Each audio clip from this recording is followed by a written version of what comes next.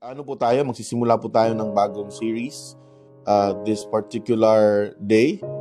As promised po, as what I've said yesterday, natapos po natin, tinapos ko po, even though medyo mahaba pa sana yon, pero I just felt the need na I have to finish our series para makasimula po tayo ng bagong series. At the same time, para po tuloy-tuloy yung mga learnings natin.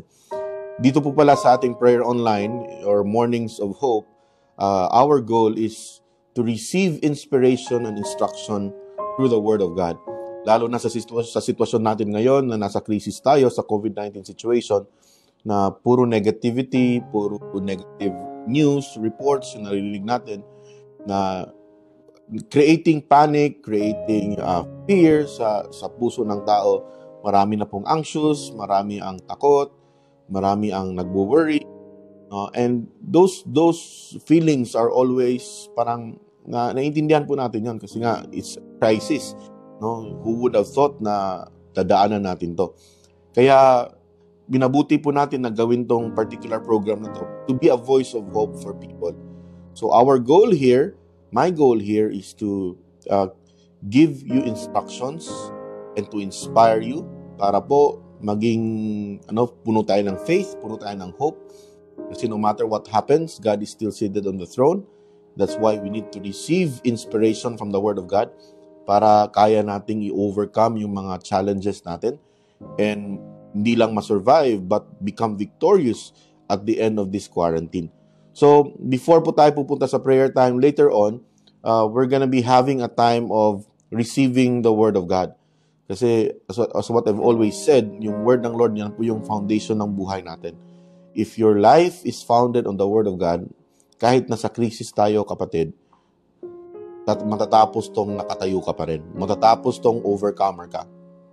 Matatapos to na we are on top and not on the bottom. Amen?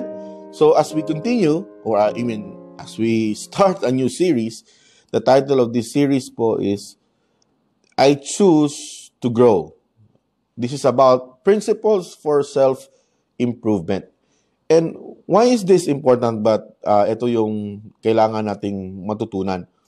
Na-notice ko po na sa panahon ng crisis, everyone is stagnant. No? Ang lahat po naging stagnant. No? Ang business, yung mga negosyante, naging stagnant yung buhay. Yung mga students, naging stagnant. Lahat po tayo, nag-stay at home lahat. For sure, if you are following the government, if you are following the directive of the government, talaga mag-stay at home tayo. So, what happens is, because of being stagnant, minsan nawawala yung desire to grow. And palagi na lang na, ang palaging nagiging makikita natin na post or yung mga desire ng tao is kung ano yung gagawin nila after ng quarantine. Just like, after the quarantine, for sure, mag-exercise na ako. After the quarantine, gagawin ko to. After ng quarantine. So, palaging after. So, ang tao, may nag-tendency is nagiging stagnant yung buhay niya. Imagine, naging routine na lang lahat na ginagawa mo sa bahay. Nood ng TV, kain, tulog, ligo. Nood ng TV, kain, tulog, ligo, internet, laro, online games. Almost naging monotonous ang lahat. Baka hindi mo na babantayan, hindi mo na notice, baka nawawalan ka na ng desire to grow. And why is a desire to grow or to improve oneself very important? Because I want you to know this, gusto ko i-establish muna to, na lahat po ng living things, isang characteristic ng isang living thing is yung ability to grow. All living things grow. Wala po tayong makikitang living thing na hindi nag-grow. All living things grow. Ang hindi lang nag-grow are yung non-living things. That's what makes us alive. Yan po yung nagdi-distinct ng isang living thing sa non-living na object. Yung isang bagay na buhay, yung may buhay, ay nag-grow. Wala po tayong nakikitang bagay na buhay o may buhay na hindi nag-grow. Automatic po yan. Na anyone or anything that is alive should be growing. And for sure, we are alive, so we must be growing as well. And when I say growth, I'm not just talking about physical growth. Lalo na ngayon, di ba? Nag-grow tayong lahat. Especially yung ating waistline nag-grow. Sino sa inyo, kaway-kaway sa mga waistline na nag-grow? Sino sa inyo yung waistline mo naging neckline na? No? Naging umakyat dito yung waistline sa kakakain. Kaya nga, sabi nga nila, dapat yung mask daw, hindi lang suotin sa labas ng bahay. Kahit nasa bahay, mag-mask, no, para hindi kain ng kain. But seriously speaking, lahat po tayo, yung growth po, it should be part of our life. It should be our desire. Tama po ba? And anyone would agree that growing is a good thing. Tama po yan. No? To grow is a good thing. And when I say growth, I'm not just talking about physical growth. I'm talking about your spiritual growth, your emotional growth, your growth sa skills mo, growth ng mind mo, growth ng abilities, talents mo, and all of this must grow. I want you to open your Bibles with me to Ephesians chapter 4, verse 22 to 24. Ephesians 4, verse 22 to 24. Sabi doon, you were taught with regard to your former way of life, to put off your old self. Ibig sabihin, to put off yung yung previous life or previous self mo, which is being corrupted by its deceitful desires. To be made new in the attitude of your minds. Ibig sabihin, na magiging bago yung buhay natin, starting from the way our mind thinks, yung attitude ng mga utak natin, and to put on the new self. I want you to underline that. I want you to highlight that. I-put on yung bagong tayo, created to be like God in true righteousness and holiness. In other words, ang isang tao na totoong may relationship kay Lord, from his old life becomes new. Okay, the Bible says, if anyone is in Christ, he is a new creation. And to become a new creation, it is to be transformed from your old life to your new. At ano itong new? Ito yung new that God wants us to be. It is the new you that God originally designed you to be. So it's about putting your old nature and becoming the new nature, putting your old life, becoming the new you, and to constantly in transformation para yung lahat ng plan ng Lord, yung original design ng Lord sa buhay mo ay matupad. Are you getting that? So, even dito po makita natin na the process of transformation is the process of growth. It is God's desire na hindi lang po tayo ma-save. Hindi po, it is God's desire na hindi lang tayo mananatili na, okay na, save na ako, okay na, wala na akong gagawin. Of course not. Ang desire ng Lord na once you are taken out from your old life, that you will continue to grow and transform to become the person that God designed you to be. Kasi wala pong overnight change, no? Wala pong overnight na automatic agad, no? Yung plan ng Lord, yung desire ng Lord, yung whole plan ng Lord ay ma-achieve mo agad overnight. It would take a process. Kasi growth is a process. So God is desiring for us to put off our old self to become the new us that God wants us to be. And this is the very point of what I'm going to be sharing to every one of us. Is I want to teach you principles, no? Principles, biblical principles, leadership principles, self-improvement principles, mga prinsipyo that should govern our life so that ang very goal is para yung plan ng Lord, yung design ng Lord sa buhay mo ay mangyari. Amen? Yung Jeremiah 29:11 na pinamis ng Lord na for I know the plans I have for you, yung plans ng Lord para sa iyo ay maging totoo. Yung promise ng Lord ay ma-accomplish natin. Amen? And I believe all of us wants that. So, the question is, saan natin makukuha itong mga principles na to? The principles or the laws or the direction that we need to have or we need to listen to that will guide our lives para po maging ma-implement ito sa buhay natin Hindi lang tayo basta-basta makikinig ng mga self-help things or self-help mga thoughts or mga self-improvement na mga instructions na wala namang foundation. What am I talking about? Dapat ang ating ultimate source ng principle is no other than the Word of God. Sinabi po sa Joshua chapter 1 verse 8, this book of the law, ibig sabihin ng Bible, this book of the law shall not depart from your mouth, but you shall meditate on it day and night, so that you may be careful to do according to all that is written in it, for then you will make your way prosperous, and then you will have good success. So, ang secret pala to have good success, kinlaro mo dyan, if gusto mo ng good success, the secret is, your life should be built on the book of the law. Ano tong book of the law na to? The Bible is, ito po yung, of course, wala nang iba kundi ang Bible. When we say book of the law, hindi po yan negative agad. Kasi nga, ang tingin natin pag law is parang palaging bawal yan, bawal yan, bawal yan. O do's and don'ts. But reality is, law are just simply principles. It's guiding principles that will put one's life into order. Kasi wala namang tao na gusto ang pamilya na ay disorder, marriage niya ay disorder, yung kids' life niya is in disorder. Of course, we don't want that. You don't want that for sure. No, you don't want your business to be in disorder. Gusto natin na in order palagi yung buhay natin. And the secret to have order is to give the book of the law the final and ultimate authority over your life.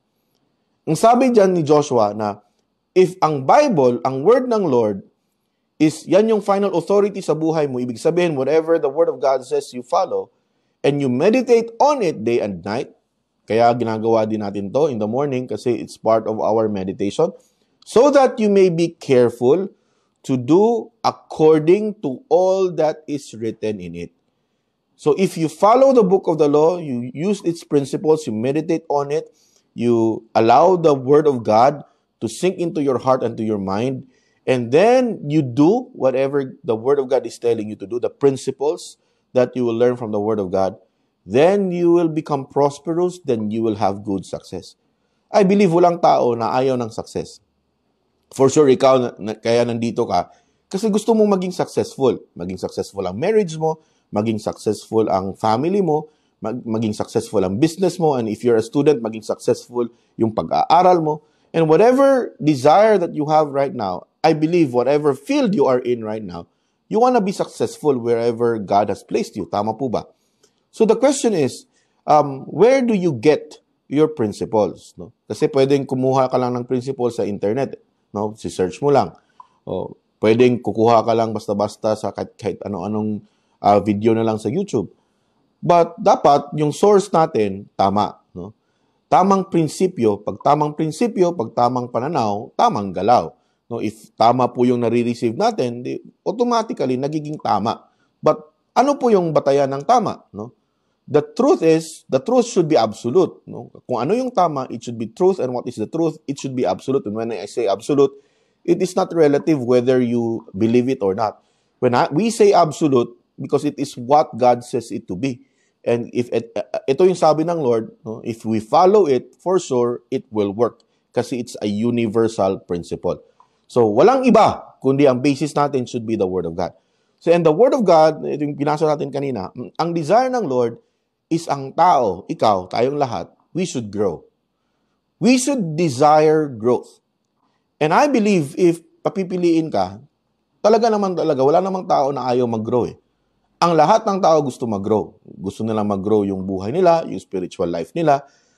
But reality is, even if everyone wants to grow, but the reality is only a few would dedicate themselves to the process of growth. And that's the sad fact. We want to grow. We agree. Nag-agree po tayo. Of course, walang tao na ayaw niyang mag-grow. Almost lahat siguro, pag tanungin mo, gusto mag-grow? Yes, Pastor, gusto ko mag-grow. Pero yung sukatan po is, will you dedicate yourself to the process of growth? Because growth is a slow process. You cannot grow overnight agad na. Overnight lang, naging magaling ka na agad. No, overnight lang, you will become already a very skilled at one thing. Because growth is a process. People want to grow, but they don't want to commit themselves to the process of growth. Because growth is a process. And why does people does not want, ba't nga ba? No? Siguro may tatanong mo and gusto kong evaluate mo din sarili mo. Now, for sure, ikaw gusto mo mag-grow. Pero may mga bagay na naglilimit sa'yo na ayaw mong dumaan sa process ng growth. Bakit? Kasi growth requires change. Lahat po ng growth, nagre-require yan ng pagbabago. It requires change. And reality is, most people are reluctant to change. That is the reason why ayaw ng tao ng process ng growth. Kasi nga, ang taong gustong mag-grow, it requires change. Kailangan may baguhin ka. It will change. You need to change the way you sleep. It will change the way you think. It will change the way you react. It will change the way you speak. It will change your habits. And that is the one thing that we don't want. Tama po ba? Yan yung mga bagay na ayaw nating baguhin. Kasi nga, no, nasanay ka na sa routine mo, nasanay ka na sa haba ng tulog mo, nasanay ka na kung ilang beses kang kakain sa isang oras, nasanay ka na sa mga bagay na ginagawa mo, and if you want to grow, what you are doing right now needs to change. O, eto ang tanong. Pagpalagay na natin, yes, Pastor, gusto kong mag-grow. Pero ang tanong, willing ka bang i-change yung routine mo araw-araw? Willing ka ba na mabago yung sleeping time mo? Willing ka ba na matanggalan yung TV time mo? Willing ka ba na i-sacrifice yung mga bagay na ini-enjoy mo ngayon pero hindi naman nakakatulong sa growth mo? Tama po ba? Kaya this is the reason why people they want to grow but they are not willing to dedicate to the process of growth because growth requires change. And most people are reluctant to change. It requires you to change. Truth is, without change, ito po yung totoo, without change, growth is impossible. I want you to understand that. Gusto ko yung lagay mo sa utak mo, sa puso mo. Pag walang pagbabago, walang growth na mangyayari. Magiging hype na lang lahat. Yes, I wanna grow. Yes, I wanna become successful. Yes, I wanna become an overcomer. Kahit anong declare mo, kapatid, pero kung ayaw mo namang magbago, walang growth ang mangyayari. Mananatili ka pa rin kung saan ka ngayon. Walang mangyayari. Because if you want growth, it begins with change. If we don't change, we don't grow. And if we don't grow, we are not actually living. Ito po yung characteristic ng isang living thing. Pag may change, may growth. Pag may growth, ibig sabihin, buhay ka. Kasi nga, di ba, ang living thing, ang characteristic ng isang living thing is nag-grow. So if you want to grow, then you need to be ready to change. Growth demands, ito po yung dinidemand ng growth. Kaya, as what I've said, ayaw ng tao na mag-grow kasi demanding ang growth po. Ngayon pa lang, sasabihin ko na yan sa'yo. Pero kung hindi ka naman mag-grow, wala ding mangyayari sa buhay mo. Mananatili kang stagnant. Mananatili kang kung saan ka man ngayon. At mananatili ka na lang nakikisana all sa mga achievements ng iba. Hanggang sana all ka na lang. Kung ano yung naging success ng iba, yung sa Bisaya pa, ikaw na lang taon ka mag-comment, sana all, sana ako din. But reality is, what others have achieved, you can achieve them as well, and even you can achieve more of what they have achieved. My point is, ang growth po, ang success, ultimately success, it requires growth. But if you want to grow, you need to be ready to change. Because growth is demanding. It will demand your time. Growth demands a temporary surrender of security. Let me repeat that. Growth demands a temporary surrender of security. What do I mean by that? Yung pagbabago, yung growth mo, nagdidemand niya na isurrender mo muna yung mga bagay na secure ka na. Kasi sanay ka na eh. Secured ka na sa job mo, secured ka na sa way of living mo, pero you know na kailangan mong mag-grow. So ang taong gustong mag-grow, dapat may temporary surrender siya sa mga bagay na secured na siya. Kasi sanay na siya doon. Growth demands giving up familiar but limiting patterns. No, mga patterns na ginagawa mo sa buhay mo, mga habits na familiar na sa'yo, just like watching TV, internet, no, spending the rest of your day na nanonood lang ng video sa YouTube. Again, nothing wrong with that for as long as it is in moderation. For as long as hindi nakakain yung time mo for self-growth. But if you are using it to learn as well, iba din yan, maganda din yan. No, you are watching videos, you are reading to grow yourself, yan, okay yan siya. Pero yung tipong 5 oras ka lang nanood, 10 oras ka lang nanood, pero walang naging input. Walang naging input sa puso mo, walang naging input sa mind mo. So it is limiting you actually. Kasi yung mga oras na ginugol mo sa mga bagay na hindi nakakatulong sa'yo, ay nakukunan mo yung mga time mo na sana ilagay mo or pwede mong gamitin for something that is useful. Because remember, time, yung time natin sa isang araw, hindi po infinite. Limited po yung oras natin bawat araw. You're only given 24 hours a day. Limited yung number of days per week, 7 days per week lang. Limited yung number of days per year, 365 days lang. Limited yung days, yung years natin dito sa mundo.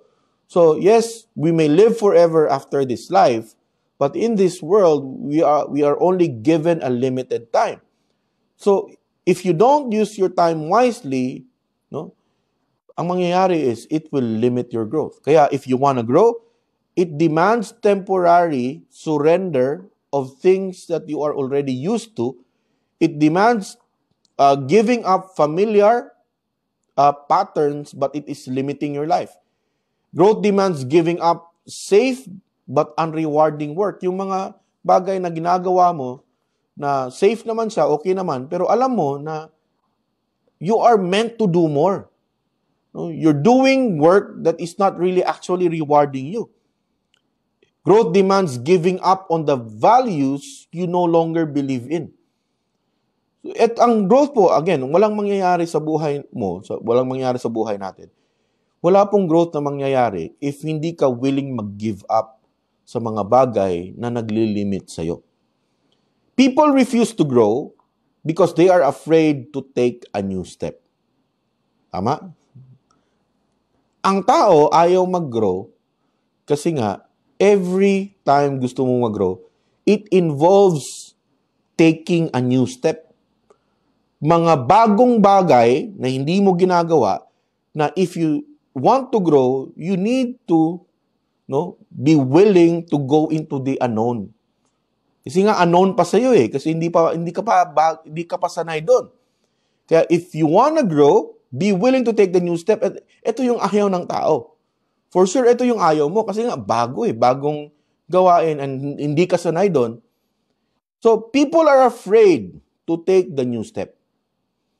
Pero alam mo ba, dapat ang real fear natin, it should be the fear of not growing. Nakakatakot po pag hindi ka na nag-grow. Pag hindi ka na nag-grow, wala na yung income mo, hindi na rin yan mag-grow. Yung blessing mo, hanggang dyan na lang yan. No, yung status ng buhay mo, hanggang dyan na lang. So ang tanong ko, okay lang ba sa'yo na yung buhay mo ngayon is ganyan-ganyan na lang hanggang matapos ang lahat ng ito? Do you just want to live a life na stagnant? I don't know with you, but me personally, I can think of anything worse than living a stagnant life. Napaka-worse po nun. A stagnant life that is devoid of change and improvement. Imagine kung anong routine mo ngayon. Pwedeng nag-i-enjoy ka dyan ngayon, pero imagine, yan yung routine mo hanggang tumanda ka. Hanggang lumabo na yung mga mata mo, yan pa rin yung routine mo. So, my question is, do you really want your life to be like this for the rest of your life here on earth? Then if you want to grow, be ready to change. Because growth demands change. Change on your lifestyle, change on your likes, change on the things, on the way you spend your time. But let me share to you this, that growth must be intentional. Sinasadya po yan. Wala pong growth nangyayari na aksidenta lang. Yung biglang, paggising mo lang, wow, ang galing ah. No? Isang araw, paggising ko, nag-grow na ako. No? Magaling na akong magluto sa isang araw lang. Wala man lang akong ginawa. Imposible po yan. No? Hindi po yan mangyayari pagkagising mo, wow, ang tindi, millionaire na ako. Oh, overnight, no? Paggising lang, walang ginawa, millionaire agad. Imposible po yan. Growth is something that you need to be intentional. It is not accidental. In other words, so sa Tagalog pa, sinasadya po yan. Kung gusto mong mag-grow, sadyain mo. No? You have to do something about it. You need to change. Because, again, no, growth requires change. Nobody grows by accident. Nobody becomes successful by accident. Nobody graduates by accident. Nobody becomes a doctor by accident. Nobody becomes a pastor by accident. Nobody becomes a leader by accident. To grow is to be intentional. If gusto mong gumaling, kailangan mong maging intentional. If gusto mong maging skillful, you have to be intentional about it.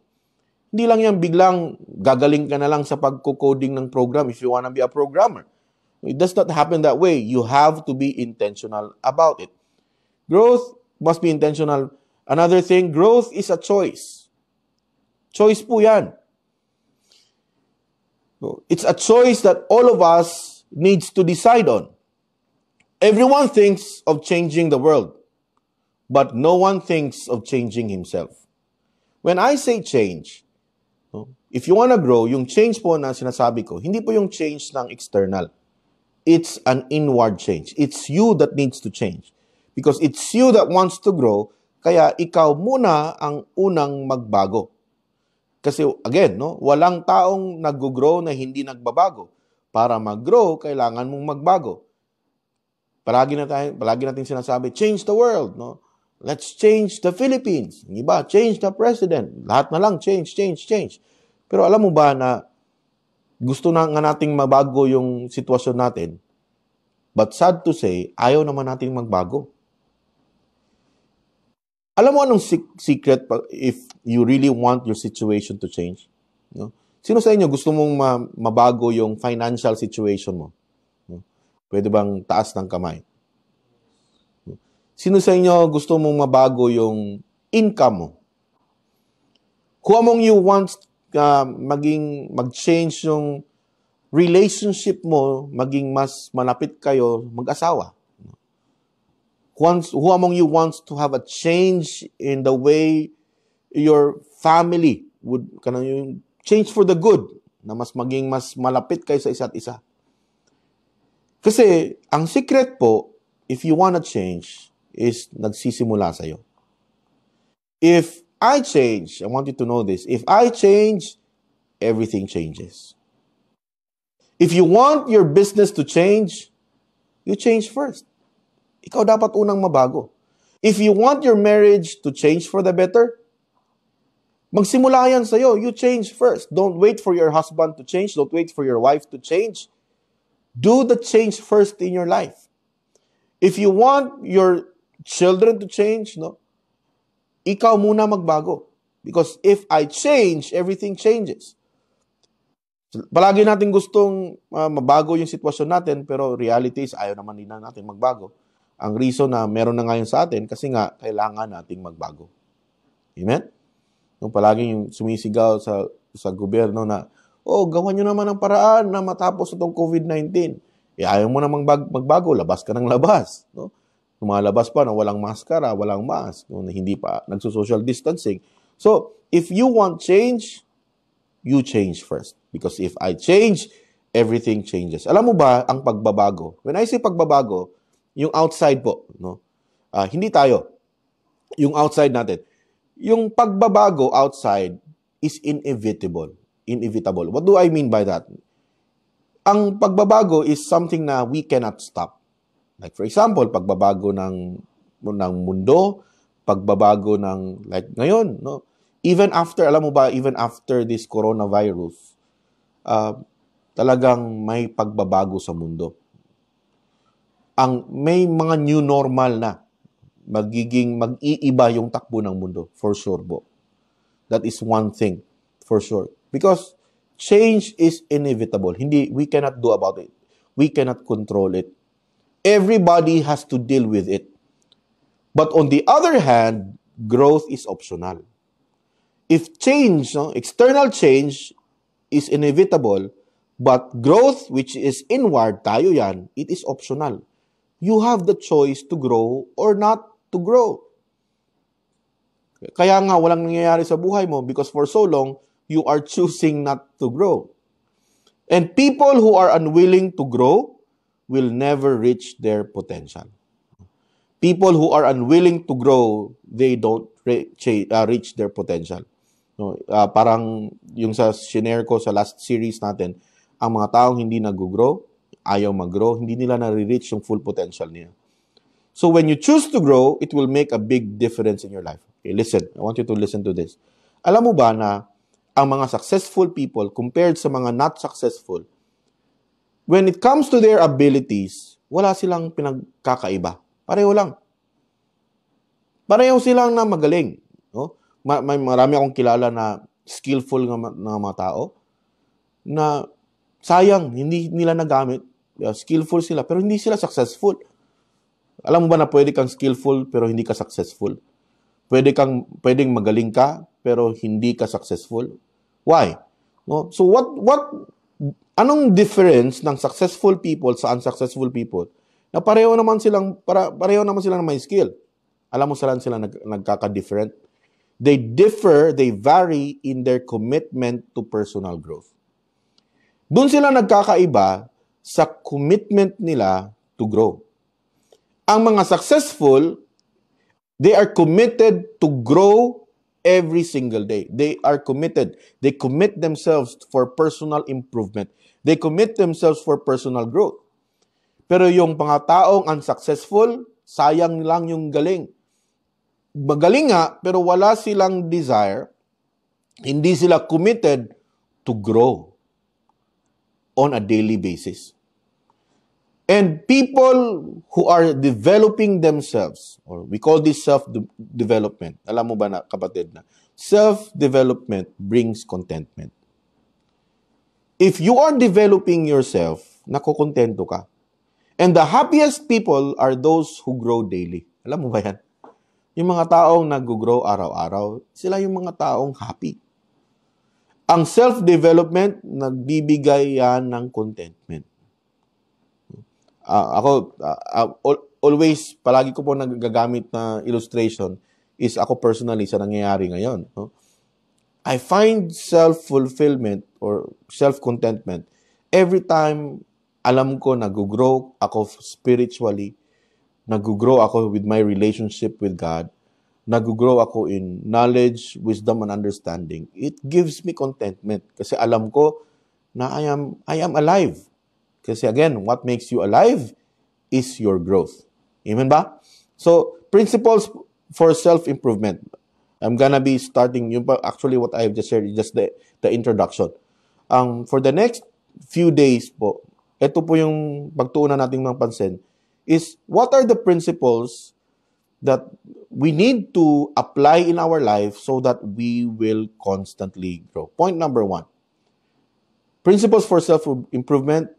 If you want to grow, if you want to become better, if you want a different result of whatever you have right now, number 1, it starts with the right choice. Choose a life of growth. It begins with your choice right now. Kaya yung title natin, I Choose to Grow. It begins with that choice. If you want to improve, if you want to become better, if you want to be successful, and why am I sharing this? Kasi nga, no, pwedeng matapos itong quarantine na to, nalalabas ka na ganun ka pa rin. No, walang nangyari sa buhay mo. You have to choose right now and you have to decide right now na huwag kang pumayag na matapos tong quarantine na to na parang walang nangyari. And what's worse is mas naging worse ka pa. Dapat, no, the choice to grow begins right now. The choice to change begins right now. We need to be dedicated to continual growth. The people who reach their potential always think in terms of improvement. Yung mga tao na re-reach nila yung potential nila, ang mindset nila palagi is, how can I improve myself? Lately po, isa sa mga nag-trending sa Netflix is ang The Last Dance documentary ni Michael Jordan. Na sa ano po ako, 19 di ko na sabihin yung year na pinanganak ako. Pero yung na 1990s po, yung pag golden days of basketball, yun yung time na yun na nasa high school ako. At that was also the time that I really follow basketball, and it became part of what I want also to do in my vacant time during high school. So I closely follow, no, the NBA and the PBA. And what really caught my attention way back then was Michael Jordan, when he led his team, the Chicago Bulls, for 3 straight championships. Then after that, he retired for almost 1 year and a half, I think. Then he went back again, no? Bumalik siya sa basketball, and then won another 3 championships. Imagine, that's to even win 1 championship is very hard, but Michael Jordan led his team to 6 championships. And not only that, no, he's one of the top scorers in terms of average every year. Siya po ang mga top scorer. He's one of the best. He's considered as the GOAT. Alam mo yung the GOAT? Hindi yung kambing na kambing, GOAT na kambing. GOAT is the greatest of all time. And while I was watching his documentary, dun ko na learn na, imagine, the greatest basketball player of all time, during his high school days, when he tried out, no, nag-try out siya to be part of the team, hindi siya natanggap kasi nga hindi daw siya magaling. And even when nag-develop na siya, nung nag-college siya, natanggap, naging player siya sa North Carolina na school. At first, magaling siya. Meron siyang raw talent, magaling siyang mag-dunk, magaling siyang mag-layup kasi mataas siya yung talon niya. Pero yung shooting abilities niya, sabi na, he lacks shooting skills. Pero while I was watching that, no, sinabi doon na, si Michael Jordan, pag may mga bagay, ang isa daw unique sa kanya is, he works harder than anyone in his team. Like for example, practice nila 4 hours. After their practice, he would stay for another 2 hours, all by himself. And he does that every practice. And even if champion na siya, he does not stop improving and developing himself. Kaya siya yung, while I was preparing this particular message, siya yung tumatak sa isip ko na example sa isang tao na always thinks of self-improvement on a daily basis. Kaya pala gumaling siya ng husto. Kasi ang motivation niya ay hindi lang maging mayaman at maraming pera. Ang motivation niya is to be the best that he can be. Every single day, kahit na nag-champion na sila, hindi siya humihinto, nagpa-practice pa rin siya na mas gumaling. Kasi yung goal niya is to improve every single day. Ang tanong, paano ikaw? Paano tayo? Do we seek self-improvement? Why do we read the Bible? Kasi we seek self-improvement sa ating relationship with God. Why do we develop skills? Why are you here? Because the more you listen to information, the more you listen to knowledge, no, this is improving you. Kaya the challenge is we need to be dedicated to continual growth. Because the people who reach their potential, they always think in terms of improvement. Listen, you cannot achieve a new result doing the same method over and over again. Imposible po yung mangyari. Hindi ka makaka-achieve ng bagong mga bagay, bagong achievement, kung ang ginagawa mo, ganun lang din. If you want a better result, then have a better method. If you want growth in your income, then you need to grow first. If you need growth in your family, in terms of relationship, you need to grow first. No? If you want your ministry to grow, you need to grow first. If you want your organization to grow, you need to grow first. If you want to have better children, be a better parent. If you want to grow your organization, be a better leader. Growth begins with us. Amen? It's my desire na if na matapos natin itong series na to, na meron ng mangyayari at nangyayari sa buhay mo. If last week, I opened your mind and your understanding kung gaano ka-gifted, gaano ka-talented, yung gifts and talents na yan, kailangan mo yan in-nurture. Kasi yung gifts and talents mo, it's just like a seed. You have to nurture it. And for that to be nurtured, you have to decide to grow. Kaya, ang goal mo today, this particular right now, this very hour, this very minute, don't decide later. Don't decide tomorrow. Don't decide next week. Don't decide after the quarantine. Even right now, decide, Lord, I will choose to grow. I choose to grow. Right now, make that as a decision. I choose to grow. Di ko musugot nga maurag yapon ko. Di ko musugot nga pagkahuman aning tanan. No. Wa ko'y pamiliti. May nanamit mga tipong hasta pamiliti, wa kay kapamiliti. Ayaw pong sugot nga magpabili na lang yung anak for the rest of your life.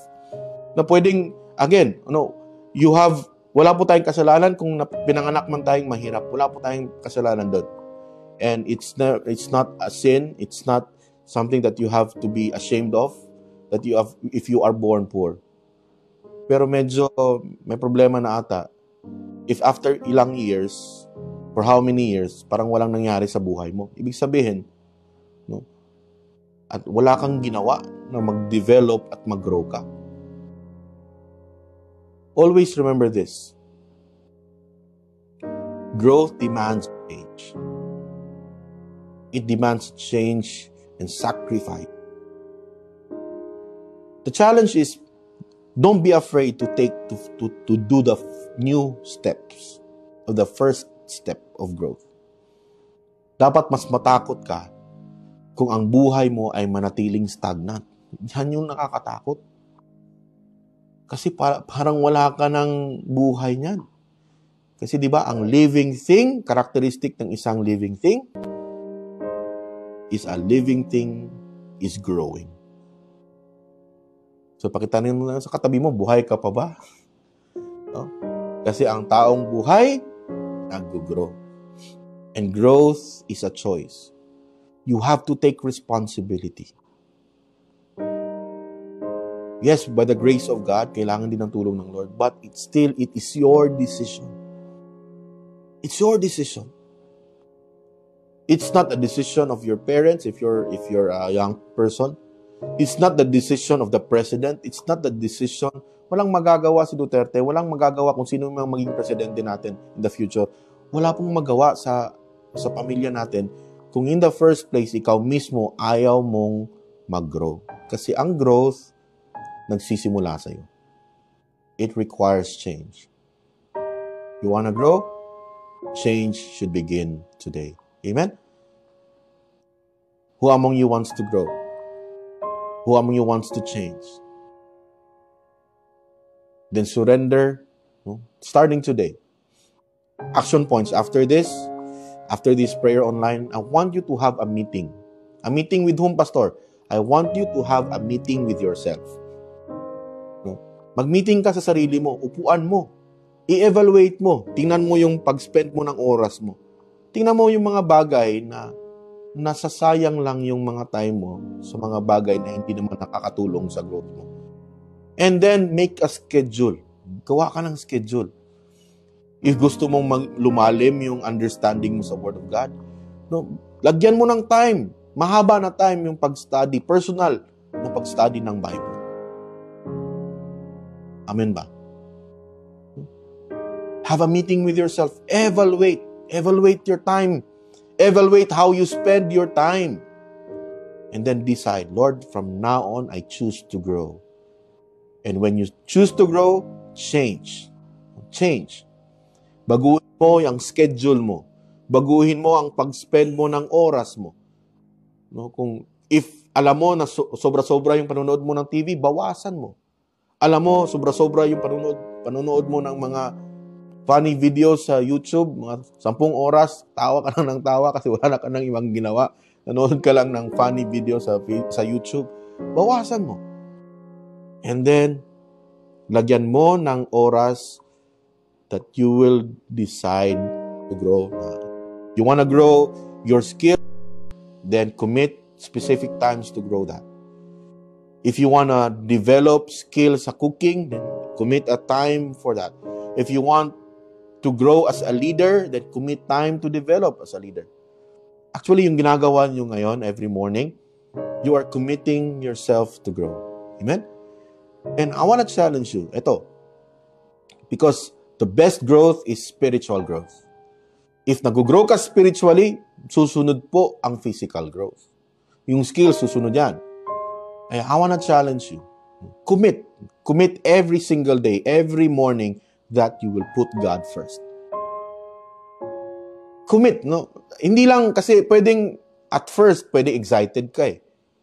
No? Excited ka, kaya nandito ka. Excited ka, kaya, yes, excited ako, prayer online ngayon. Pero I tell you, pag dumadating sa point, eventually darating ka sa point na hindi ka na in a way, kasi hindi niya sa bago sa'yo. Ang mga bagay na bago, excited ka. Diba? If for example, may bagong kotse ka, excited ka palagi. Bagong damit, excited ka. Pero habang tumatagal, hindi ka na excited. Tama po ba? And for sure, darating ang time na hindi ka na ma-excite sa prayer online. But it's not the excitement. Hindi po yung excitement dapat ang maging basis mo why you join or why you read the Bible or why you pray. No. You should reach to a point that you will commit to go through it even if you don't feel like doing it. Kasi if you want to grow, you need to commit. Commit yourself to grow spiritually. Commit yourself to grow in knowledge. Commit yourself to grow in learning and understanding and to grow in wisdom. Amen ba mga kapatid? Kaya growth begins today. Can we pray? Father, we thank you for this wonderful morning. We thank you for your word. And I pray, Lord God, that everyone will decide and commit to grow. Because we cannot become the person that you want us to be if in the first place, hindi kami nag-grow. Because success is a process. And it's a process of growth. To be skillful at one thing, it takes a process of growth. To be successful, it takes a process of growth. To achieve things, it takes a process of growth. And we cannot grow if in the first place, we are not willing to change. Lord, give us that desire right now. Lord, I pray that you give us the right perspective and the right understanding of the things that we need to change so that starting today, we will start growing. Thank you in Jesus' name. Amen.